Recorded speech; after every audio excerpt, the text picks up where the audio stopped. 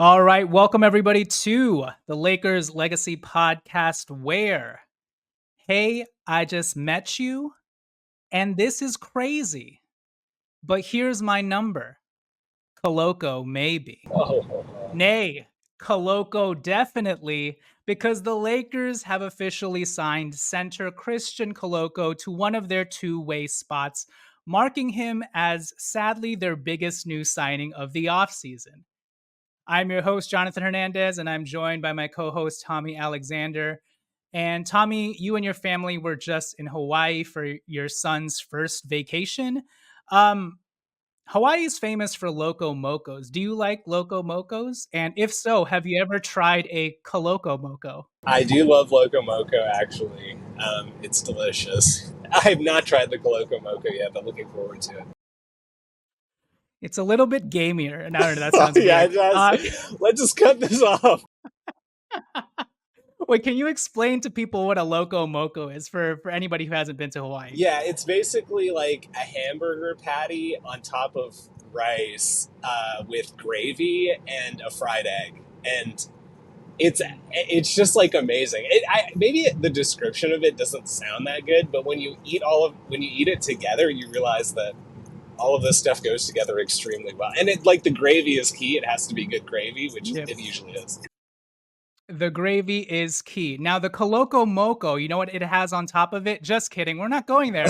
All right. So, in this episode, we are dedicating the whole show to Christian Koloko and are going to talk about what we like and dislike about his game and get into the type of role we envision him stepping into next season. So, let us get right into it. Um, Tommy, what were your initial thoughts on the Christian Koloko courtship and inevitable signing by the Lakers? All summer long, we talked about, or the Lakers talked about wanting to upgrade their big man spot. And AD has once again been crying for a garbage man type to play the five next to him. And yet, outside of a mild courting of Jonas Valanciunas, no real moves were made because one, the roster was full, and two, guys opted in. And given Jared Vanderbilt and Christian Wood's injuries, or I guess them being not healthy to start the season, it may actually be a good thing that Jackson Hayes and Cam Reddish opted in. Having said that, it seems like the Lakers' answer to their big man problem this offseason, at least for now, is to patch things up with their two-way spots. And so here we are with the former number 33rd pick of the 2020 second draft, Christian Koloko, who has been out of commission in the NBA for the last year dealing with a blood clot issue. His own personal doctors have cleared him, and now he awaits the NBA's Fit to Play Council to officially clear him, but the Lakers have reason to believe that he's going to be cleared, so we're going to operate under that assumption. But yeah, what were your initial thoughts on the Lakers even courting him and then signing him? I know some Lakers fans, per usual, got a little crazy with their reactions the minute they found out that the Lakers were in on Koloko. Again, a guy who has a blood clot issue and hasn't played NBA ball in a year. But yeah, some fans were like, we should give this guy a guaranteed contract right off the bat. We should cut Jackson Hayes. He probably supplants Jackson Hayes and Christian Wood, even when Christian Wood returns. A lot of crazy stuff, again, for a guy who has had a blood clot issue and hasn't played NBA ball in a year. But that just kind of shows you how deprived this fan base has been of any new and exciting offseason developments. So there's a lot of repressed projecting going on there. But for you, I know you had very little idea of who Koloko was entering into things, but once you did a little bit more digging, were you intrigued by the direction LA chose to go?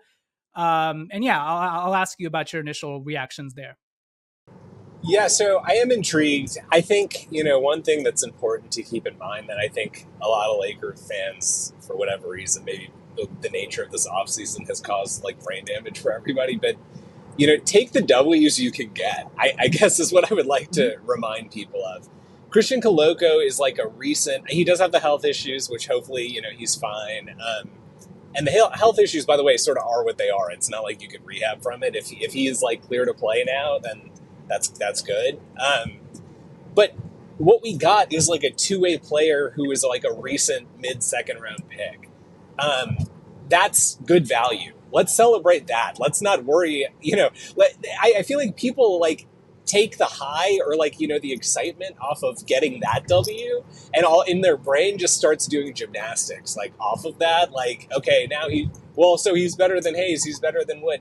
This guy is probably not even better than Colin Castleton overall, right? I mean, he might have some, he might have some things about him that are better. But he hasn't played in the NBA. I just like we have to be realistic, right? And I don't know if it's like intentional, like trolling, or like what these people are doing, but it sort of becomes frustrating. We'll see how he looks in camp. It would not be like completely crazy that somebody on a 2-way contract comes into camp and impresses so much that it becomes clear he needs to be part of the rotation.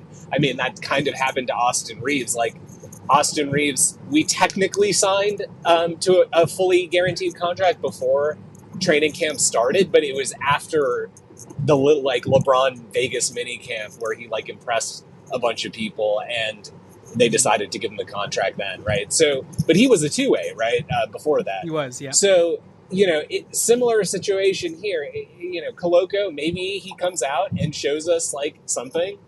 Maybe he comes and shows us he's still very much a project, and it's still a good value to have him as on a 2-way contract. I think like all the stuff about we're making the signing because we need big man depth and Christian Wood is injured, and like using all of these excuses as like rationale to sign him. I assume that those were just the pitch reasons that we gave to get this guy who was a very recent number 2 pick to agree to a 2-way. Or excuse me, second round pick to agree to a 2-way contract with us, as opposed to, getting medically cleared and waiting for like a guaranteed roster spot somewhere. And so I think that, like, that's where that came from. And I, frankly, I wouldn't read any more into it than that. I don't think they're expecting Christian Koloko is going to come in and be the starting center. I swear to God, I've seen people suggest this. So that's what I was saying. We should cut Christian Hayes and give this guy a guaranteed deal. And I was like, wait, give a guy who hasn't played in the NBA for a full year a guaranteed deal coming off a blood clot? Are you insane? Yeah. So it's like that's going back to the main point. It's like, take the W's that you get. It was a W to get a mid-second round pick and get him on a 2-way contract, completely non-guaranteed. That's a great value. We don't need to make it something it's not, okay? And so, I feel like that's what a lot of people are doing. I was going to say, on top of it, the Lakers were kind of very limited in what they could do, barring a trade. And so looking at 2-way eligible players to help bolster the center position was probably the best they could do, right? And if they wanted a high upside player, they probably were not getting one of those guys unless that player had extenuating circumstances. And in this case, Koloko's extenuating circumstance is the fact that he had been dealing with these blood clots and hasn't actually played NBA basketball for a full season. But the fact that, one, I mean, he is a clutch client, so that helps tremendously.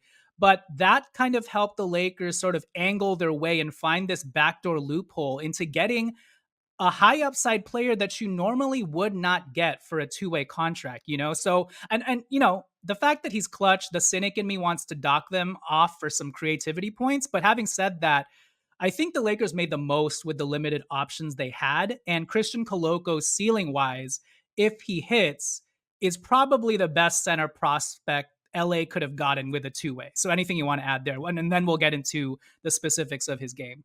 I think that last point hits the nail on the head. He's the best prospect that we could have gotten on a 2-way spot. Our other, as evidenced by the fact that our 3 2-way guys prior to signing Koloko were all undrafted guys, right? And most of the 2-way guys we've had in the Rob, era, honestly, most of the 2-way guys we've had ever have been undrafted guys, because usually second round picks want a contract, right? Or else they tell you don't pick them. So,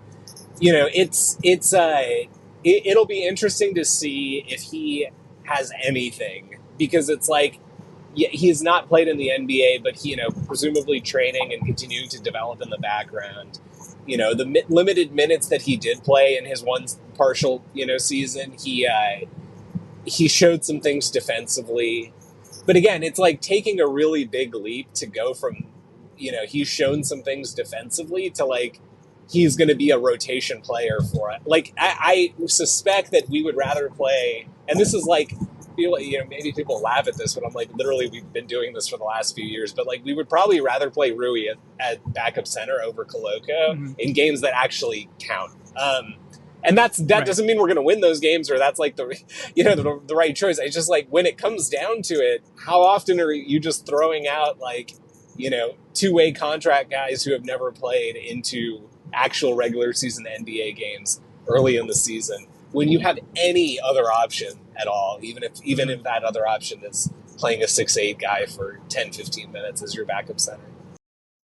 Yeah, exactly. He is a high upside flyer pick who could potentially, if he shows something this season, be with the Lakers long term and actually do something on the court immediately this season because of the need at center that the Lakers have. But again, to your point, they are probably going to go with more experienced guys to start off with, but we'll get into his role a little bit later.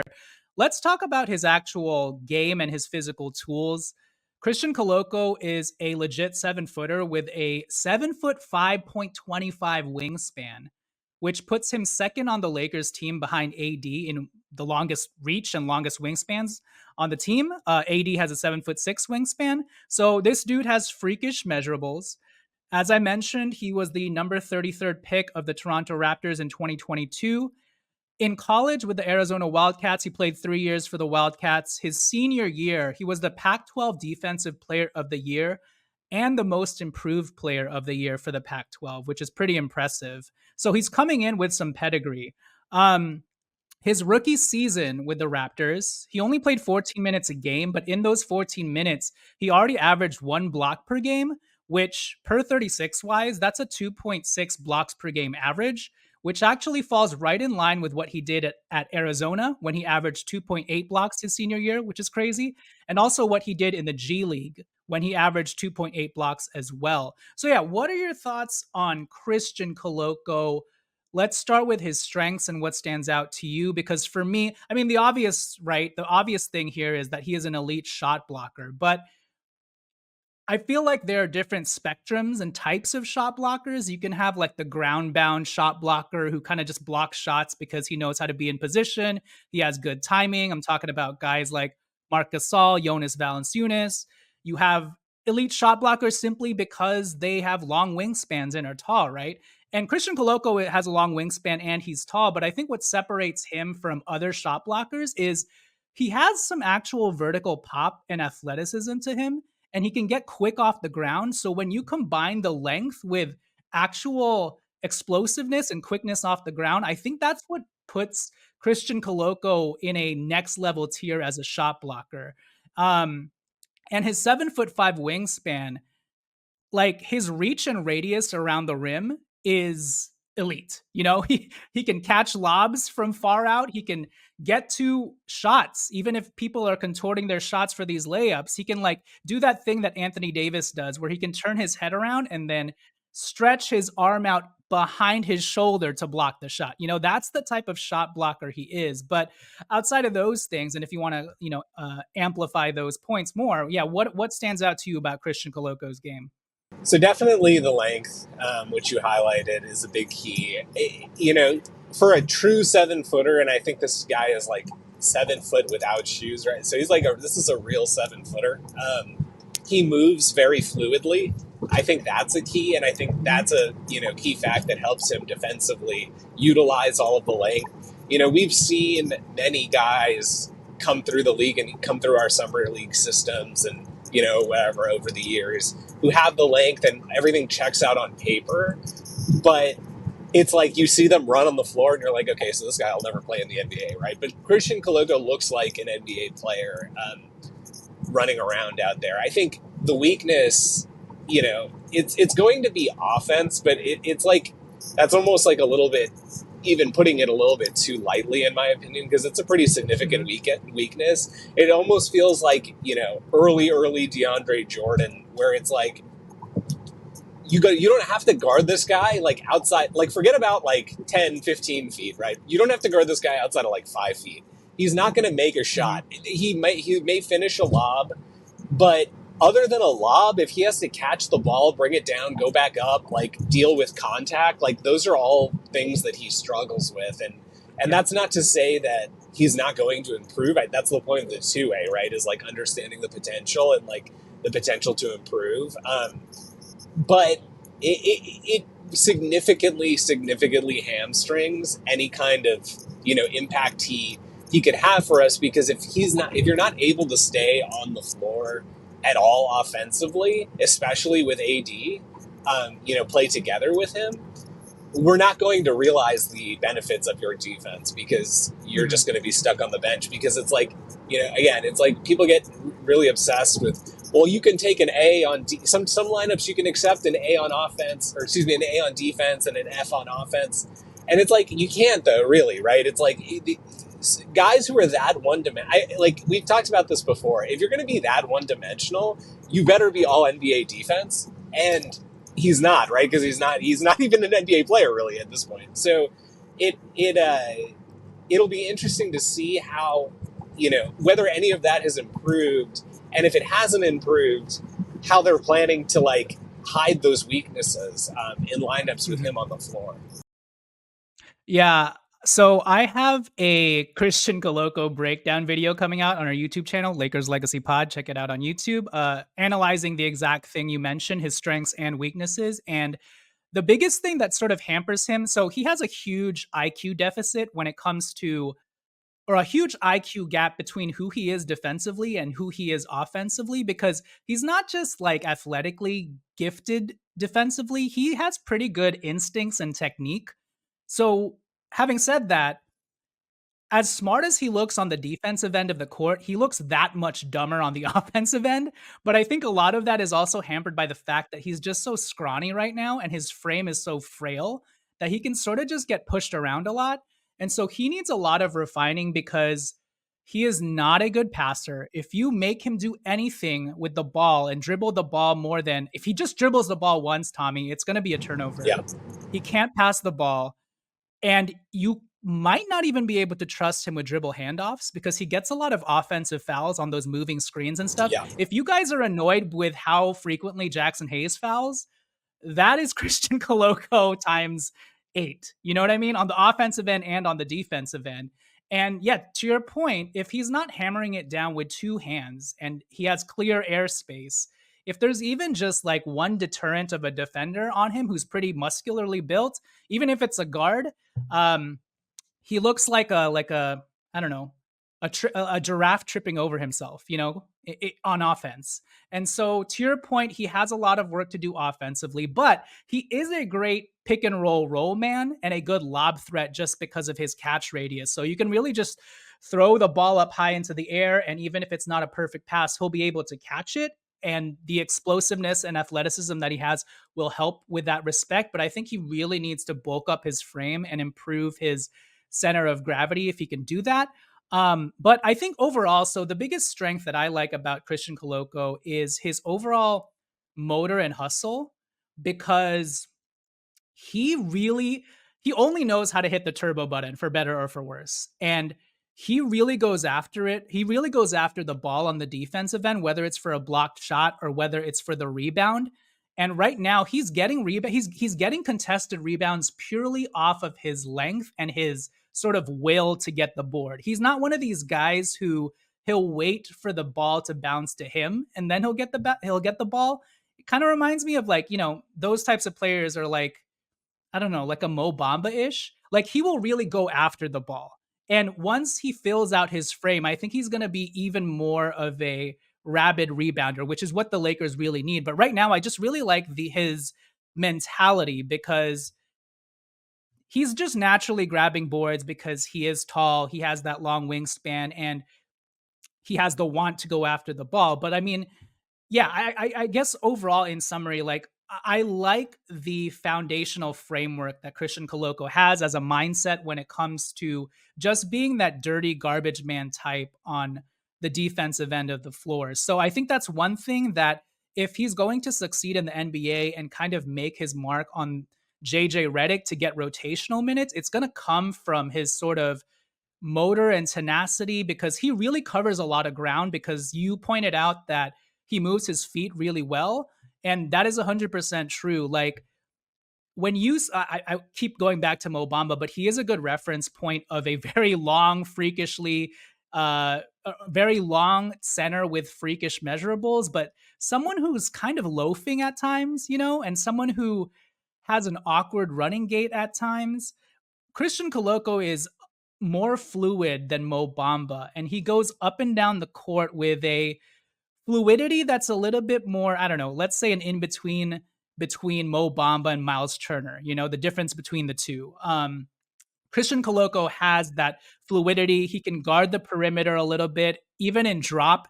Even in drop, he can still sort of tag his man, but also keep the ball handler at bay, just because he can cover so much ground, not only with his feet, but also his long wingspan. He'll still contest out if that ball handler pulls up for a mid-range jump shot or a three-point shot. So I kind of just like the the building blocks he already has defensively, not only from just like a raw physical tool standpoint, but also like a mentality and sort of technique and IQ standpoint. So anything else you want to add on that point, on that end? Yeah, no, I think we've pretty much covered it. I think a lot of this it feels silly almost to talk about when you take a step back, because it's all so theoretical and nobody has any idea what this guy is really going to look like because it's been like some amount of time since he's been out, and he's obviously coming off a very scary sort of health condition, and with a new team and a new system, and in a role that's like sort of undefined in a way. So we'll see what happens.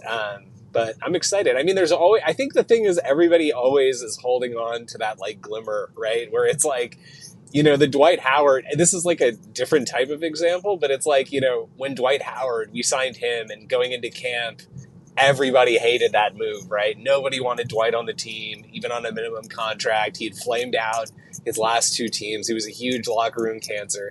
And there was always that little glimmer of hope of like, well, yeah, but if he doesn't do those things, it could work here. And we obviously saw the results of that and how well it worked out for us. And so I feel like people are just, if everything cuts perfectly for Christian Koloko, he may have some sort of like Andrew Bynum 2006 2007 like sudden rise where like every time he checks in the crowd's going crazy because it's this like crazy long 7 foot tall guy who's just running around blocking shots all over the court and making everybody hyped. I strongly suspect that's not going to be the case, but it's exciting still.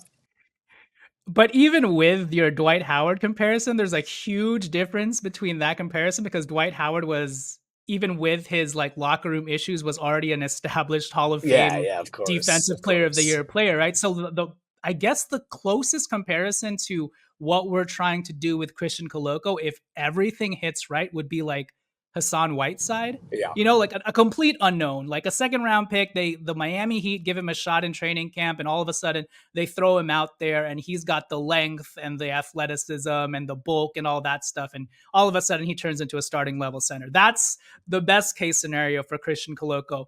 But having said that, it is just really nice moldable clay for the Lakers to sort of play around with here. So why don't we take it to break? When we return, let's talk about Christian Koloko's role, and then talk about him in relation to sort of the rest of the Lakers' young guys and kind of like the weirdness of that entering into the 2024-25 season. So yeah, let's take it to break, and yeah, we'll catch you guys after the turn. All right, so we are back. Tommy, we haven't done this in a while, but I'm going to read an Apple podcast rating and review. Actually, do you want to read it?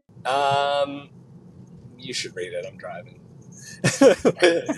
I know. I was just playing. That would be really funny if I forced you to read these while you were driving. That would not be very responsible. Do not read Apple ratings and reviews and drive, folks. All right. With that said, here is our latest 5-star Apple rating and review. It is from Panacea762. He says, the title of this review is Laker Substance. Panacea762 says, rational thinking Lakers fans with solid organization and player perspectives. Irrational Laker fans should be consistently listening. There you go. Thank you so much, Panacea762. We appreciate that you appreciate our rational thinking, although sometimes we can be irrational. Having said that, yeah, please, guys, if you have the ability to, give us a 5-star rating and review on the Apple Podcast app, or give us a 5-star on the Spotify app as well. All right, Tommy, we've kind of already sort of hinted at Christian Koloko's role all throughout this episode, so we probably don't need to delve too much deeper into this. But assuming he clears his fit to play protocols, do you see him do you see him ever being a staple part of the rotation? Now, he does have an opening at the beginning of the season to make a mark with Christian Wood out for the next 8 weeks, and especially as well if Vando's banged up to start. But I don't.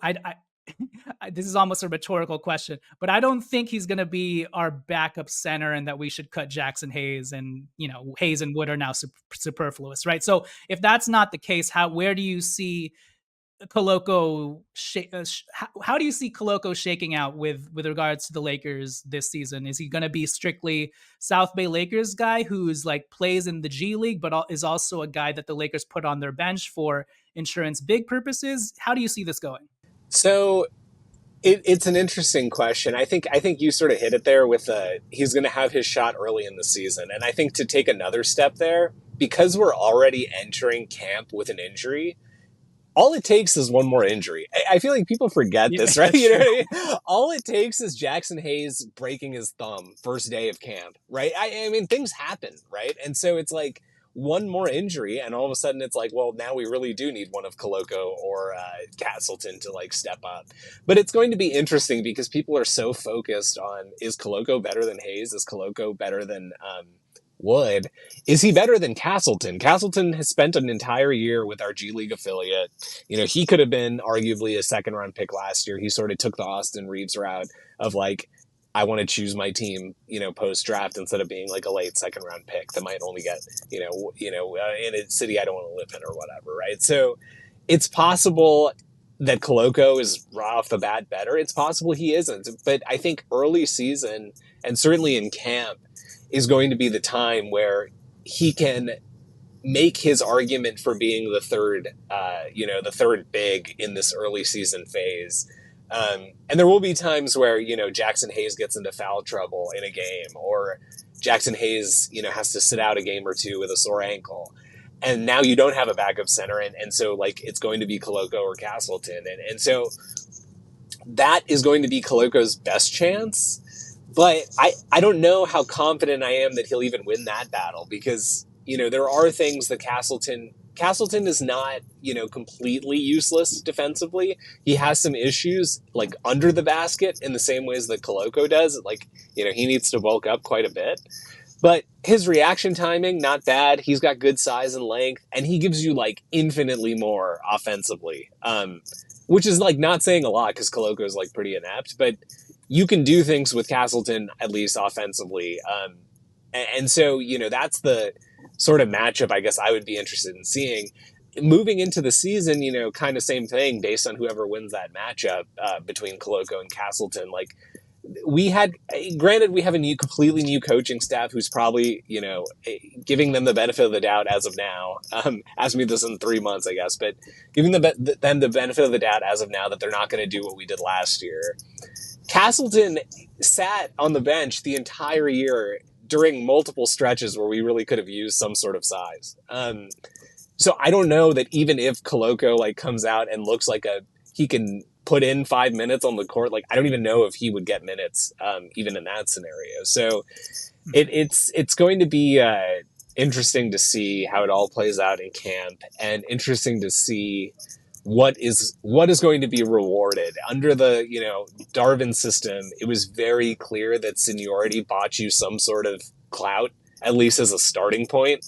I don't know if that's going to be the case in JJ's system. If it's not, then Koloko has just as much of a shot as Castleton, to get those minutes.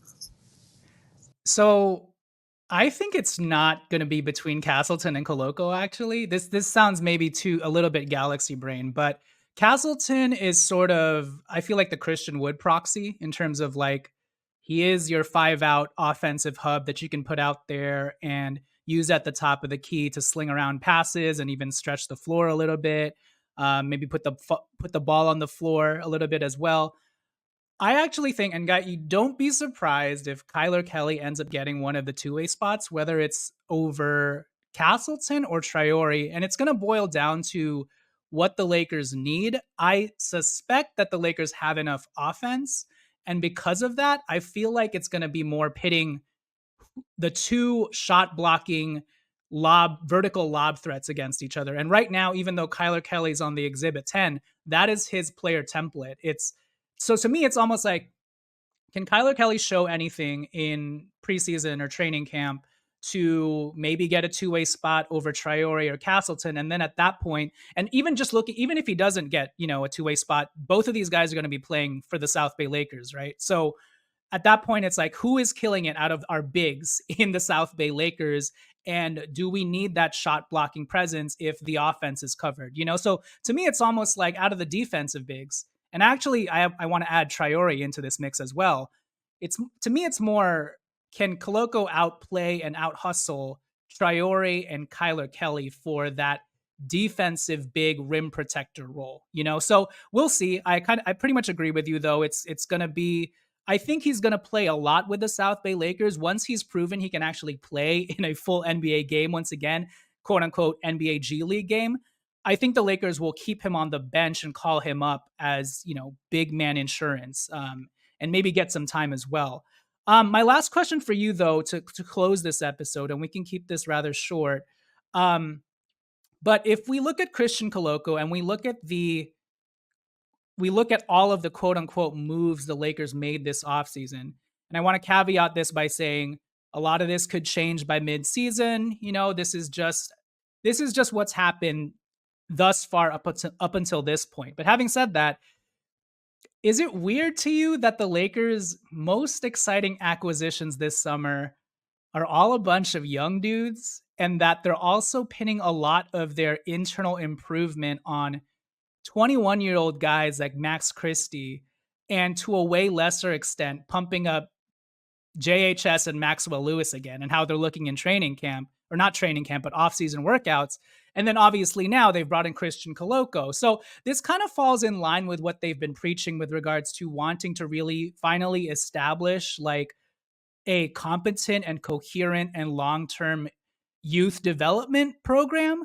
But at the same time, I don't know, you and I especially, we did not expect the Lakers to come into the new year still holding on to all of Dalton Connect, Bronny James, JHS, and Maxwell Lewis. We thought at the very least, and all of those are standard contracts, by the way, and we thought at the very least one of them would be gone and shipped out. And one or two of them may still be shipped out. And maybe this is more just the nature of the dry trade market that the Lakers ran into this summer. But it does seem like they're pretty serious about establishing this youth development culture. But at the same time, that obviously runs counter to the win now position LeBron James and AD are in. So what are your thoughts on how do you reconcile those two thoughts, those two dissonant thoughts? One, do you believe them in wanting to actually take development and continuity seriously with regards to homegrown talent? And then two, is this a good and smart thing to do given the demanding closing timeline LeBron is on?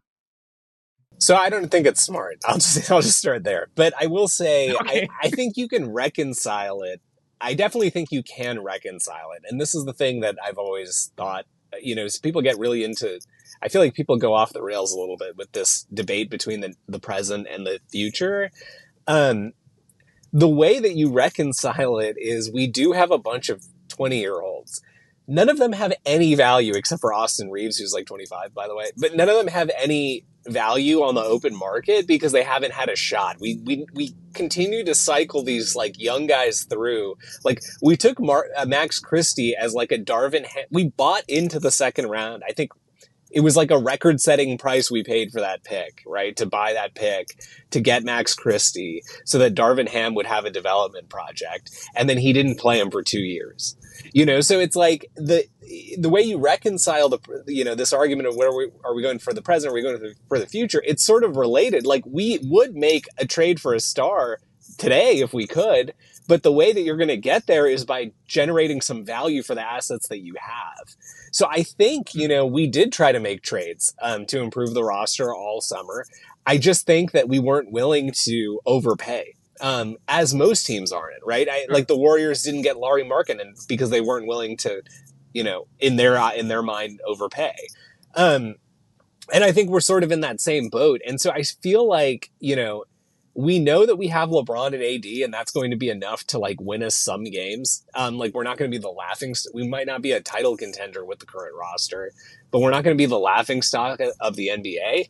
And so then it sort of just becomes a question of like, okay, how long, can we, how long do we wait to see whether any of these guys are going to give us anything, right? I think the one, the first thing I said was, I think this is not a smart way of going about it. The main reason I think it's not a smart way of going about it is because of the number of these projects we have now. We like flipped it, right? I mean, we went 3 years ago, we had only 40-year-old guys on our team, or 2.5 years ago, that for Darvin's first season. We had only 35-plus-year-old guys on our team. And that was ridiculous. And we had nobody coming down the pipeline, nobody who was being developed except for like Austin. I can't remember if he was that year or the following. But, it's like that was extremely, extremely problematic. All of this said, I'll put Connect out of the picture because he was the most NBA-ready player that we could have possibly prayed for in this draft this year. And so I'll like kind of disregard him for purposes of this argument. It is still actually the case that JHS is not really an NBA player yet based on what we saw last year. Maxwell Lewis is not an NBA player based on what we saw last year and based on what we saw in the Summer League. Bronny James is not even close. I mean, he was drafted to be like a 2-year project to see if he could become a borderline NBA player, right? And I'm forgetting the fourth guy. Don't we have a fourth guy who I'm forgetting? Maybe I was thinking of Dalton. Well, it's Dalton, yeah. Yeah. So, but the point is like... Or Max Christie? I don't know. Yeah, I don't know. But even just those three guys, all three of those guys, like you said, at the top here, are guaranteed contract guys. How can we go into the season with, what is that? 20% of our roster is guys who we're not even sure can play in the NBA today. The reason that I think that this whole thing is like not smart is how can we possibly go into the season with 20% of our roster being used on developmental players? And I don't even mean developmental in the sense that like we're developing Max Christie still because he's only 21. We're developing Dalton Connect because he's like a rookie, right? But because those guys could, like, in a pinch, you throw those guys on the court. And I mean, Christie might be our backup shooting guard this year. Like, those guys can play today. I'm talking about like 20% of our roster is guys that you hope and pray will never see the floor. That's too many, considering we have the two-way guys and there are other avenues to like developing talent. You can keep some amount of these guys, if they can play, but it's like based on what we saw last year, JHS is not close, right? He's like going to be about as effective as Bronny James was in the Summer League, in my opinion. I mean, people may mock that take, but I'm just going based on what we saw in real NBA games. He was able to somehow put up numbers in Summer League, in the G League, but it's going to be a big leap to see if he can do anything productive from that to, the NBA, considering that he's lost significant amounts of time also because of like his back surgery and his injuries and stuff that have come up. So it's like, I think that it is totally rational to say there was no good trade available that didn't require us to overpay. And so the reasonable thing to do is accept that, we want to win. Of course we want to win while we have LeBron for 2 more years probably. And we have AD, or 2 more seasons and we have AD locked up for longer. But, there will be a day post LeBron's retirement. And AD may still be on the team at that point. It will be nice to have a sense of like, have we done like in Oklahoma City, like we've developed all these young guys who have talent. They have value around the league. They have value to us. Like, I think it's reasonable to like go forward with that kind of project, and I think you could do both. I just think like Mhm. we've tilted it too far in the other direction. Like you Yes. cannot have 20% of your roster be guys that you don't want to play because they're that Yeah. far away. Like, and that's the thing is like people get mad at the Bronny thing because we gave him a guaranteed contract. That's like, by the way, in my opinion, a totally, although I am still kind of optimistic on Bronny as a prospect overall, it is completely reasonable to be offended or take issue with the fact that we gave Bronny a guaranteed roster spot Sure. based on what he's shown. I just think that it's take issue in the sense that it's additive on top of other mistakes that we've made. Maxwell Lewis and Yeah. JHS were like, at what point do we turn back and say these guys were also mistakes to give guaranteed contracts to, right? It's like Well, Bronny, let's give him a chance and see if he does develop. But JHS and Maxwell Lewis, they need to like show something in camp. Otherwise, I don't know how you justify carrying three guys that you really are only intending to redshirt for another season because yeah. that's like one of the things I'm actually most interested to hear when we come to media day is what does the team view JHS's role? Because he was a first round pick and everyone knows like the four guys that went after him are like, so much better in what they've shown so far, but also like what they could have clearly added to this roster. What does the front office view as like JHS's role for the season? It's just like another development season. We don't have time for that. That is So the issue. so I think we kind of answered the question here with regards to I think JHS and Maxwell Lewis are eventually just going to be trade flotsam, because so it makes sense that while they're still here, of course we would still try and develop them and try and revive any sort of value we can in them. But I do think if a trade happens, when a trade happens, maybe mid-season, if we need extra salary to make things work or to grease in the wheels a little bit, I think JHS and Maxwell Lewis are going to be the first you know, non-playable prospects to be included in the deal. I almost liken them to like Mo Wagner and Svi Mikhailiuk.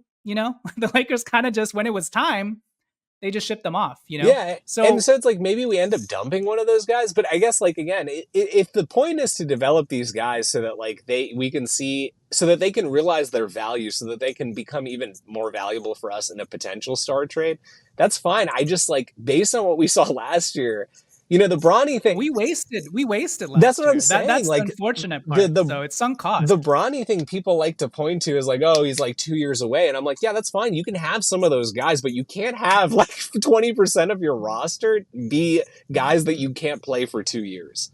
Yeah, and I don't think the Lakers are viewing it that way again because I think they are. We're going to get rid of the fat here in just a second. Just hold a beat, JHS, Maxwell Lewis, unless they absolutely kill it in training camp. But the JHS thing, and I don't want to get too much further into this because JHS, on top of everything we already said, even if he pans out as an NBA player, Tommy, he is a bad fit for this roster because he needs the ball in his hands. And you can make the debate that JHS is way more talented than Bronny James, but Bronny James, just because he can do the ancillary dirty work things, may be a better fit for this team, and may progress quicker than JHS, who needs the reps and the ball handling. He even needs the ball in his hands to hit his 3-point shots. So, anyways, I don't want to do like a referendum on JHS right now, but I think your point is well taken with regards to the Lakers are in a weird spot right now. We're going to have to see what they do when the dust fully settles because I don't think we're still going to have 20% of the roster be filled with all of these young guys. I will say, though, that to your point about LeBron James is going to be gone soon, I think it's both smart and stupid on the Lakers' part. It's stupid for them to be doing this now and not to have taken this seriously earlier. Yeah, of I think course. they've tried to do that like verbally or optically, but obviously actions are louder than words. Like we've let guys like Caruso go, and even on the lower level, we've let guys like Gary Payton II go, and obviously he's had injury problems and stuff like that. But Well, like it just doesn't seem like when we develop players, we've done a good job of retaining them, and then when we do retain them, it's a guy like THT who's kind of like a wild whirling dervish sort of player, and we're kind of left with the worst of all worlds, you know? So Yeah, and the last 2 points I'll make, one is I don't think like we've been as silly about this as other teams. Like, for example, if I was a Warriors fan, I would be a lot more pissed because the Warriors have they've that's young true. assets that have actually shown something. Like, the issue with us is our young assets have no value. They have like Kaminga, who they apparently don't want to pay, but then refuse to like include him in any trades. They have Pods, who had a really good first season, but I mean, he's a 6'3", like kind of scoring guard. Like, I'm not saying he's like going to be, he's probably going to be, he looked really good last year. I'm sure he's going to be a really good player. I don't know that he's going to be like a Hall of Famer. You know what I mean? So it's like, if I was the Warriors and you have Steph Curry and Draymond Green, who you've committed this much financially to for the next, however many years, that I would be much more annoyed at that, in that scenario. Like, for us, the way you can sort of rationalize it is like, none of these guys have value. So, it's just the situation is what it is. And then I think like, Mhm. we should have done this. Like, we should have started developing guys previously. But I think one thing that has clearly changed, is at some point, and I think it was around the time that we were trying to dump Russ somewhere, it's, I think at some point Rob realized, and maybe this was not a realization, maybe it was just changing market circumstances. The value of a first round pick today is not the same as it was like 6 years ago. 6 years ago, the first round pick was like you threw three in a trade, and it's like, holy you must be getting like, LeBron, right? And now it's like Mikal Bridges is going for 6 first rounders, Mhm. right? Because what's happened is like these bottom feeder teams have just accumulated. And so those teams are always going to be the ones that have the upper hand when it just comes to pure picks. And I think what Rob and co realized over the time here is that it's not just the picks alone are not going to carry you. We can have the maximum amount of picks possible for us to trade, which is usually 3, unless we've acquired others via trade.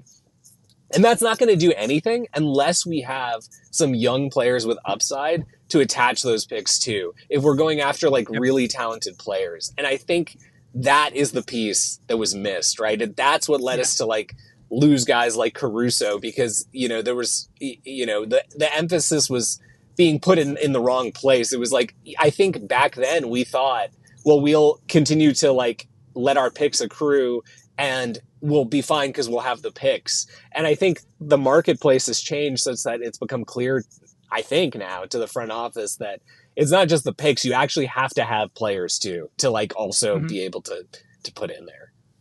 Yeah, like Dyson Daniels allows you to get DeJounte Murray for like, I don't know. Did they? I think they gave up like one first, right, or They something gave up like two that. Two firsts. first, Yeah. maybe. Yeah, but Dyson Daniels obviously is the sweetener there that helps Atlanta say, "Oh, there's an actual player here as well." And if I could point to any example that the Lakers, I feel like, are kind of following, and I hate to do this, but it is kind of the Boston Celtics model where you have the Peyton Pritchards and like Robert Williams that they sort of develop, and then when the time is right and they can get somebody better, then they can swing that trade. And if the time is never right, well, they're still useful players to their actual team as well. Like Exactly. Peyton Pritchard, Robert Williams, Sam Hauser, etc. The Lakers are starting to sort of try and build up this crop. But yeah, with that said, that'll do it for this episode. We ended up talking a lot more about something other than Koloko, but I thought it was an interesting topic. Yeah, follow us on Twitter at Lakers Legacy Pod. Also, subscribe to our YouTube channel. I think you can watch this podcast video up there at some point. It's just going to be me. Tommy's a black hole right now, but you can watch me on this episode on our YouTube channel, Lakers Legacy Pod, as well. And yeah, please give us a 5-star rating on the Apple Podcast app and Spotify. And with that said, Tommy, I will catch you later. Peace. See ya.